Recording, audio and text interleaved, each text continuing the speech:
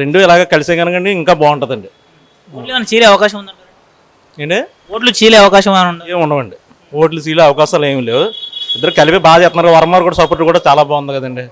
అందరూ కలిపే చేస్తారు. జనానికి కూడా ఒక క్యాండిడేట్, సీఎం క్యాండిడేట్ ఇక్కడ చేస్తున్నారంటే ఒక విధంగా అందరికీ ఆనందకరంగానే ఉందండి. చెయ్యాలి, గెలిపించుకోవాలన్న ఒక ప్రాసెస్తోనే ఉన్నారు అందరూ.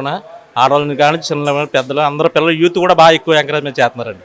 బాగుంటుంది సార్. ఇక్కడైతే పవన్ కళ్యాణ్ ఇక్కడ కన్ఫామ్గా రావచ్చండి. ఎటువంటి డెవలప్మెంట్ కోరుకుంటున్నారండి పవన్ కళ్యాణ్ గెలిస్తే? ఉన్నాయండి ఇక్కడ అసలు పిఠాపురాన్ని ఇంకా చేయవలసిన చాలా కార్యక్రమాలు ఉన్నాయి. ఇంకా లేదండి, కొన్ని పార్కులని అవన్నీ డ్రైనేజీ విధానం గట్రా బాగోలేదు సార్. అవన్నీ బాగుండాలంటే రావాలా, అలాంటి ఆయన వస్తే కనుక మనకు బాగుంటుంది. ఎంత మెజార్టీ వస్తుంది అనుకుంటున్నారు?